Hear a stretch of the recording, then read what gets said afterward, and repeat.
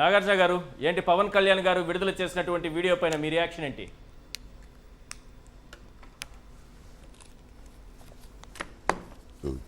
బాగుందా?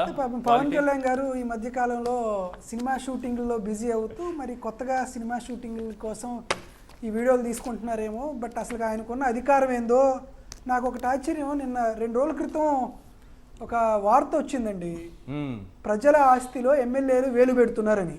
అవును, వచ్చింది కదా వార్త, వచ్చింది. సో మరి ఇప్పుడు పెద్దిరెడ్డి గారి సంబంధించిన ఆస్తిలో పవన్ కళ్యాణ్ గారు ఏమైనా వేలు పెడుతున్నారేమో అని అనిపిస్తుంది. అంటే ప్రభుత్వ ధనంతో నువ్వు హెలికాప్టర్ వేసుకుని వెళ్ళి నువ్వు ఫోన్ తీసి ప్రైవేట్ వ్యక్తులకు సంబంధించినటువంటి బిల్డింగ్లు ఫోటోలు ఎందుకు తీస్తున్నావు? నీకేం రైట్? ఆయన మంత్రి గారు కదా సార్, అటవీ మంత్రి కదా, అసలు ఆయనకి అటవీ శాఖ మంత్రి కదా సార్. ఆయన ఫోటోలు ఏం సంబంధం? ఆయన అటవీ శాఖ మంత్రికి ఆ మాత్రం అధికారం ఉండదా తీయడానికి? అటవీ మంత్రి అయితే మన ఇంటి మీదకి వచ్చి ఫోటోలు తెస్తారు సార్. ఏ సార్, కరకట్ట ఇంటి మీద డ్రోన్ ఎగరేస్తే పెద్ద ఇష్యూ చేశారు కదా అటవీ శాఖ మంత్రి. అటవీ శాఖ మంత్రి అయితే అటవుల గురించి మాట్లాడాలి, ప్రైవేట్ వ్యక్తులకు సంబంధించినటువంటి ఇళ్ళని ఫోటోలు తీస్తారా? ఇది మంచి పద్ధతేనా? సరే, ఆయన గురించి ఇప్పుడు మాట్లాడుకోవడం ఎందుకని. సరే, ఆయన ఏం చెప్తున్నాడు? ఆయన ఏపీ డిప్యూటీ సీఎంఓ దాంట్లో ఆయన రాసింది ఏంది?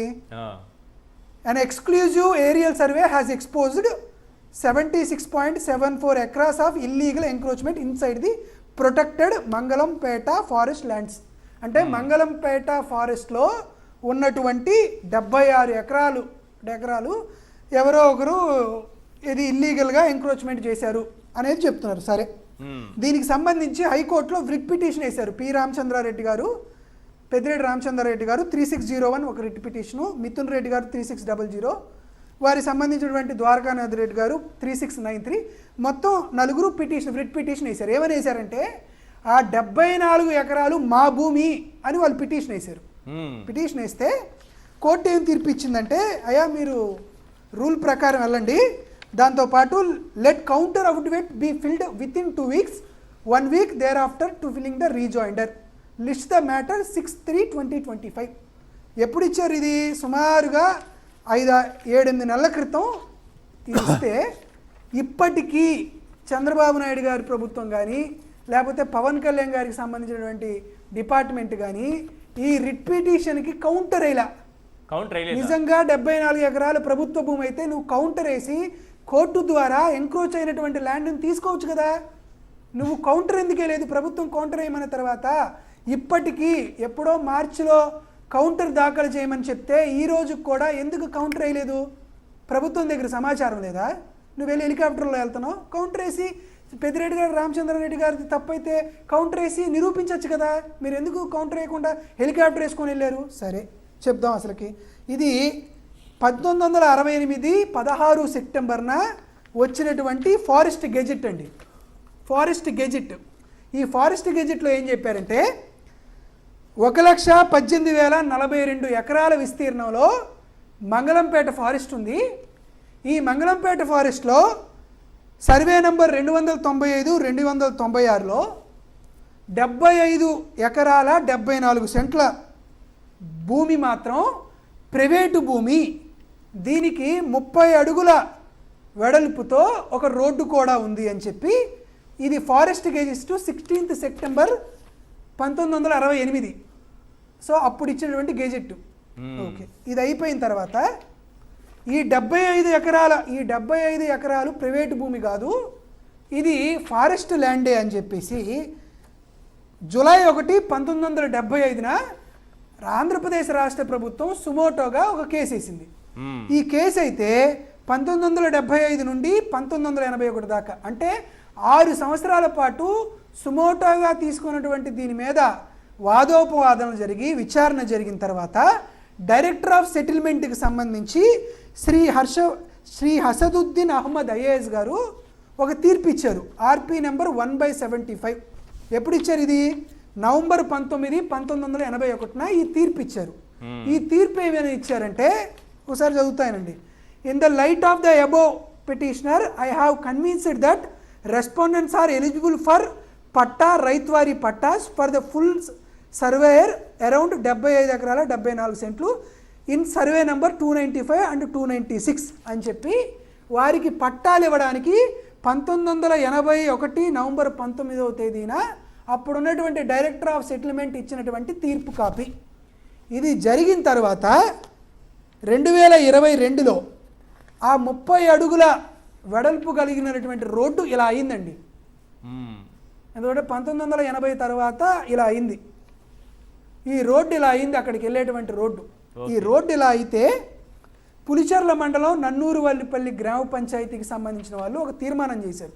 తీర్మానం చేసి, అయ్యా మా రోడ్డు ఇట్లా ఉంది, ఈ రోడ్డు ఇంత దుర్మార్గంగా ఉంది, మేము కనీసం ఎడ్ల బండి వేసుకొని వెళ్ళలేకపోతున్నాం, సైకిల్ మీద వెళ్ళలేకపోతున్నాం, కాబట్టి ఈ రోడ్డు బాగు చేయమని పంచాయతీ వాళ్ళు తీర్మానం చేసి కలెక్టర్కి పంపించారు. కలెక్టర్